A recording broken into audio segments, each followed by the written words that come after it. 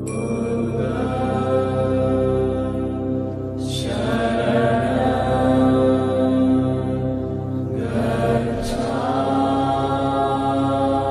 के अस्तित्व को स्वीकार किए बिना सुख नहीं मिलेगा। ये तो बात हमारी समझ में आ जाए,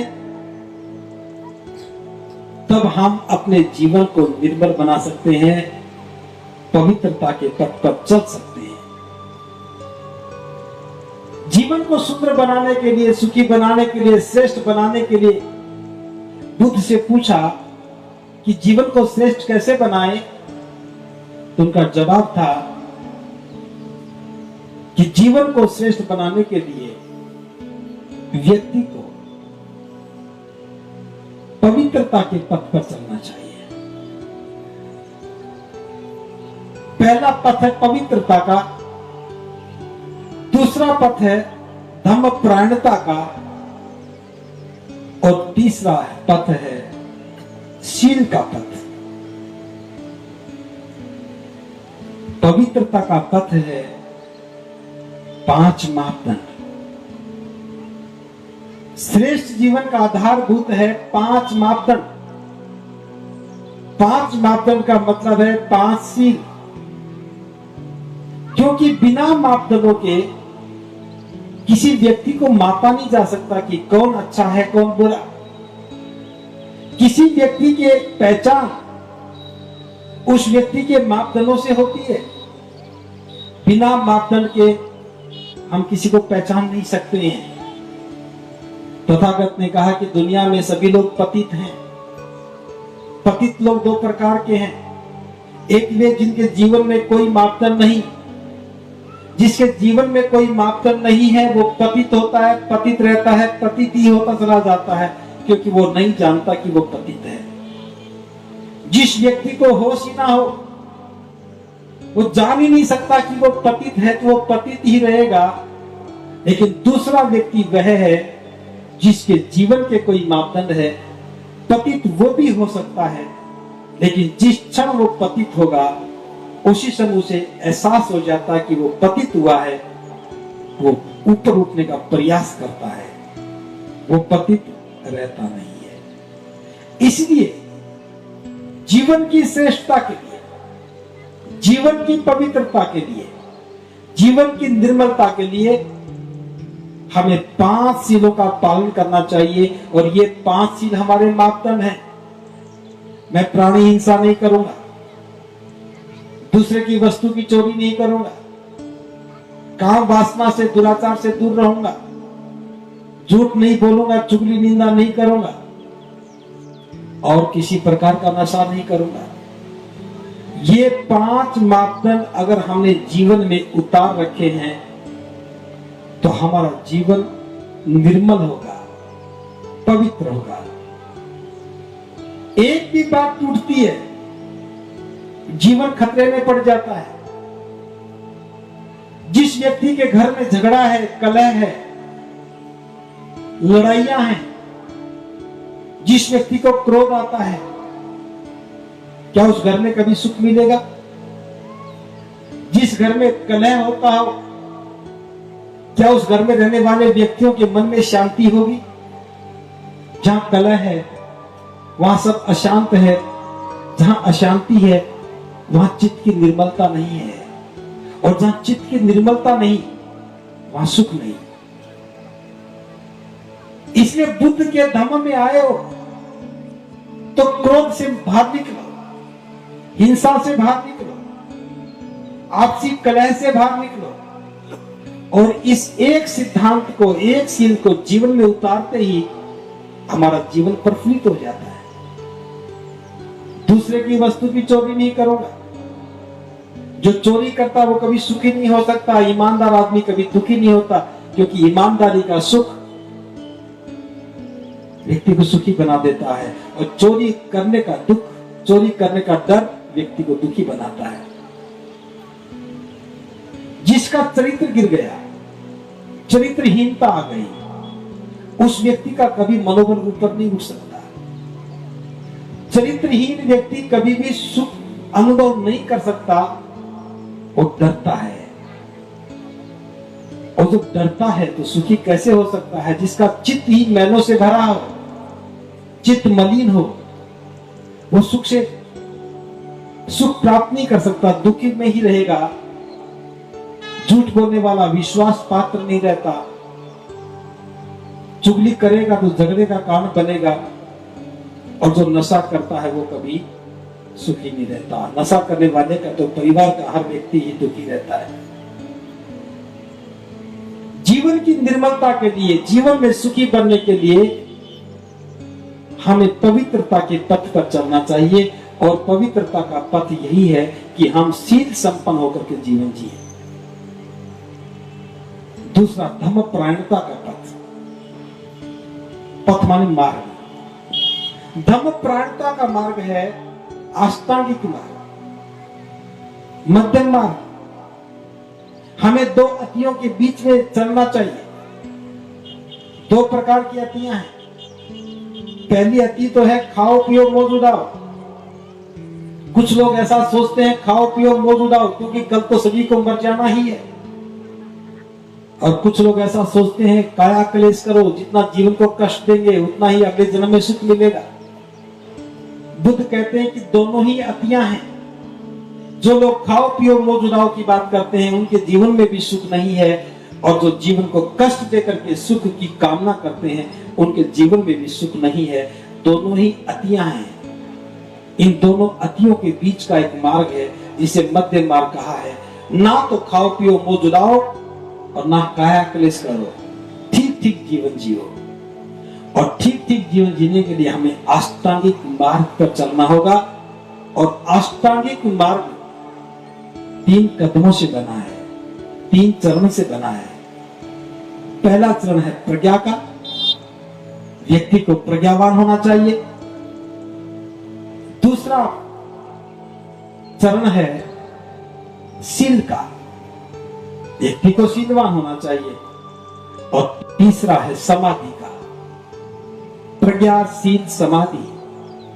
प्रज्ञाशील समाधि के मार्ग को ही मध्य मार्ग कहा है। जब हम प्रज्ञा की बात करते हैं तो 2 बातें हमारे सामने हैं। प्रज्ञा में 2 बातें हैं, सम्यक दृष्टि और सम्यक संकल्प। प्रज्ञा का मतलब ज्ञान नहीं है, प्रज्ञा का मतलब विद्वता नहीं है। कुछ लोग संदेह में रहते हैं कि मैं तो बड़ा ज्ञानवान हूं, मैं बड़ा शिक्षित हूं, इसलिए मैं प्रज्ञावान हूं। प्रज्ञावान व्यक्ति वह है जिसकी दृष्टि सम्यक हो। और सम्यक दृष्टि का मतलब है अविद्या का नाश।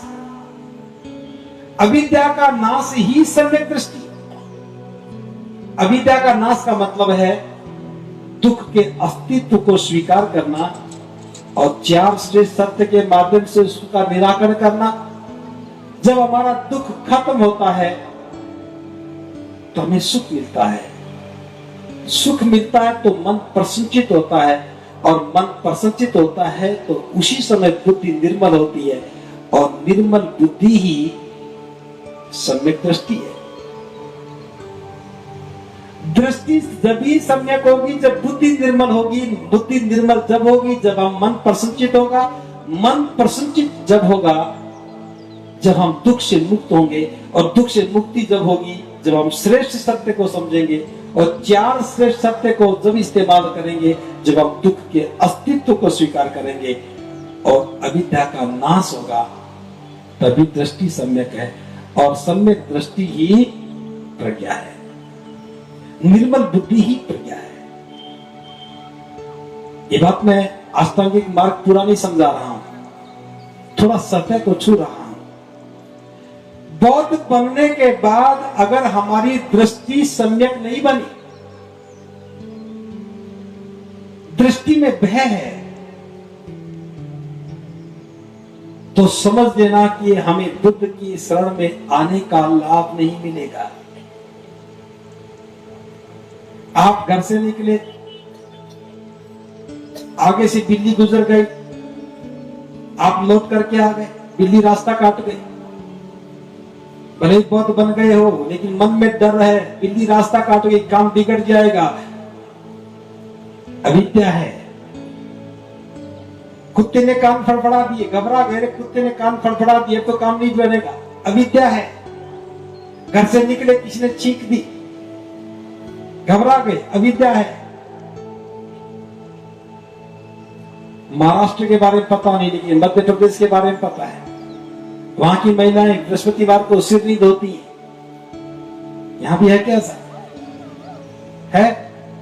बिल्कुल नहीं है, नहीं मानता हूं मैं। महिलाएं तो पूरे देश की एक जैसी है।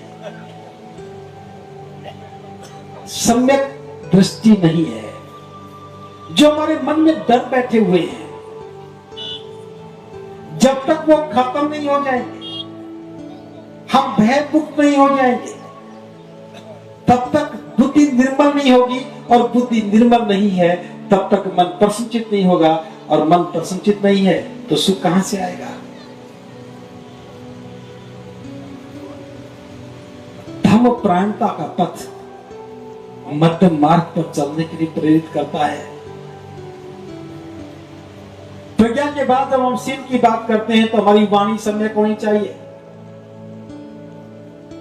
मधुर आवाज, हमारा व्यवहार अच्छा होना चाहिए। जैसे हमारी वाणी वैसा हमारा व्यवहार होगा। और हमारी आजीविका भी सम्यक होनी चाहिए। शील का पथ हो गया। सम्यक व्यायाम, सम्यक स्मृति और सम्यक समाधि, इस मार्ग पर चलते हैं तो हम धम्म प्राण के पथ पर हैं। जो व्यक्ति अष्टांगिक मार्ग को जानता है, समझता है, उस पर चलता है, महाकारुणिक बुद्ध कहते हैं उसके जीवन में निब्बान का मार्ग खुल जाता है। निब्बान पाली भाषा का शब्द है। निब्बान का मतलब है परम सुख। सुख पाने के लिए तो बुद्ध के शरण में आए। बिना शील के पथ पर चले, बिना पवित्रता के पथ पर चले, बिना धम्म प्राणता के पथ पर चले, निब्बान का मार्ग नहीं खुलेगा। और निब्बान का मार्ग नहीं खुलेगा तो सुख नहीं मिलेगा। और निब्बान के मार्ग पर चलने के लिए शील पथ है, शील का पथ। आप सोचेंगे कि मैंने पहले भी शील, 5 शील की बात की, वो मैंने पवित्रता का पथ कहा है और फिर मैंने शील पथ कहा। जो हमारे पवित्रता का पथ है, जो हमारा अष्टांगिक मार्ग का पथ है, इस पर चलते चलते जो पारंगतता हमारे बीच में आती है, वो पारंगतता का नाम ही शील पथ है। यानी कि 10 पारमिताओं का पालन करना, दान की पारमिता का पालन करना, निरंतर दान की पारमिता का पालन करेंगे, इसका मतलब हम शील के पथ पर पारंगत हो रहे हैं। करुणा का पालन करेंगे, प्रज्ञा की वृद्धि करेंगे, उपेक्षा का भाव रखेंगे, शांति के पथ पर चलेंगे, नैष्क्रम्य का मार्ग होगा, सच बोलेंगे, अधिष्ठान भी होगा, उपेक्षा भी होगी। इन 10 पारमिताओं में हमारी पारंगतता ही शील पथ पर चलना है। हमें दान पारमिता में पारंगत होना चाहिए, हमारे अंदर करुणा होनी चाहिए। करुणा में पारंगतता होगी तो हम मैत्री करना सीखेंगे, और मैत्री में वो गुण है जो किसी भी असहाय को अपना बनाने का सामर्थ्य रखता है। जब तक बौद्ध व्यक्ति के चित्त में करुणा नहीं है, मैत्री नहीं हो सकती। और जब तक मैत्री नहीं है, मित्रता नहीं बनेगी, और मित्रता के बिना धर्म गति नहीं करेगा। इसलिए करुणा की पारमिता में पारंगत होना चाहिए। प्रज्ञा में भी आप आगे होने चाहिए। बिल्ली रास्ता काटते ही डर लगने लगे, समझ जाना कि आप प्रज्ञा में नहीं है, आप डरते हैं। राशिफल पढ़ लिया और घबरा गए, आज पेट में दर्द होना है, घर में ही रहना पड़ेगा, इसका मतलब आप बौद्ध नहीं है। कुछ शुभ अशुभ की बात मन में आती है तो बौद्ध नहीं है। इसलिए प्रज्ञा की पारमिता में पारंगत होना चाहिए। सत्य बोलने से घबराना नहीं चाहिए। पराक्रम के साथ, वीर्य के साथ हमें काम करना चाहिए। अधिष्ठान हमारा निश्चय दृढ़ होना चाहिए। और कुछ ऐसी बातें हैं उसकी उपेक्षा करनी चाहिए। उपेक्षा की पारमिता में भी हमें आगे रहना चाहिए। जब तक हम शील के पथ पर पारंगत नहीं होंगे, हम श्रेष्ठ जीवन के मार्ग को समझ नहीं पाएंगे। इसलिए बुद्ध के धम्म में शील पथ है जिसे पवित्रता का पथ बोलते हैं, धम्म प्राणता जो अष्टांगिक मार्ग का पथ है, और शील पथ जो पारंगतता मतलब 10 पारमिताओं का पथ है, इस पर चलना चाहिए। ये तीनों चीजों पर, तीनों मार्ग पर जब आप सुदृढ़ होंगे, आरूढ़ होंगे, तब आपको लगने लगेगा मेरा जीवन धन्य हो गया, मैं बुद्ध की शरण में आया और मेरा कल्याण हो गया।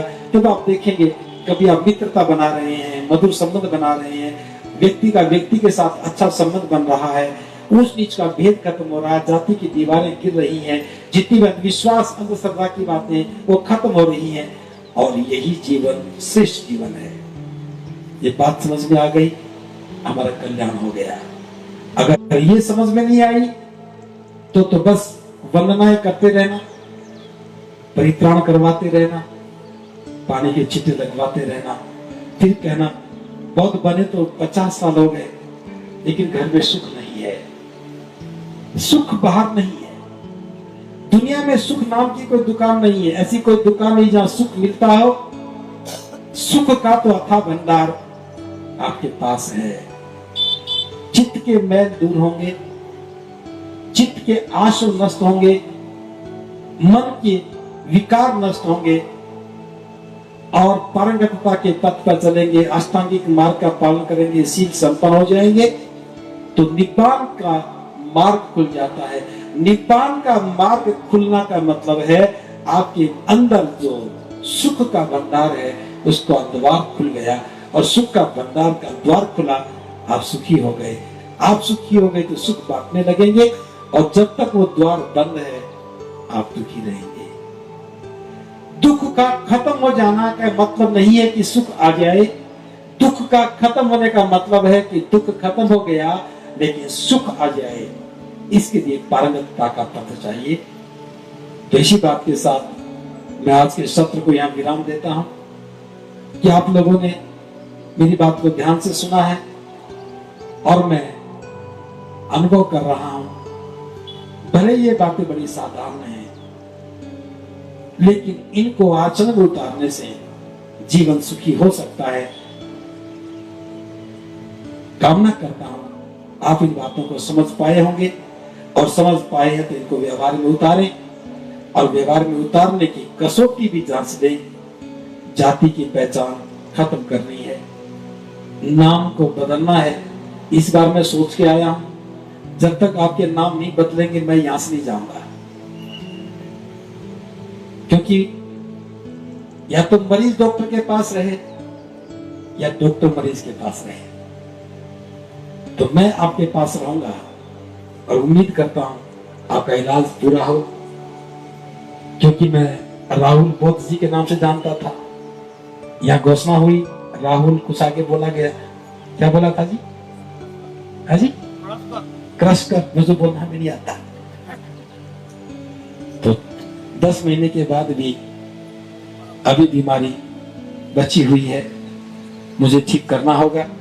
इन्हीं शब्दों के साथ आप सबका मंगल हो। भवतु सब मंगल, भवतु सब मंगल, भवतु सब मंगल। ये वीडियो आपको कैसा लगा, आप अपना फीडबैक ज़रूर दें। इस वीडियो को आप ज़्यादा से ज़्यादा लाइक करें, कमेंट करें एंड शेयर करें, और इस चैनल को आप सभी लोग ज़्यादा से ज़्यादा सब्सक्राइब करें, जिससे हम आपको और बेहतर वीडियो आप तक पहुंचा सकें। आप सभी लोगों ने इस वीडियो को देखा। Thanks for watching videos.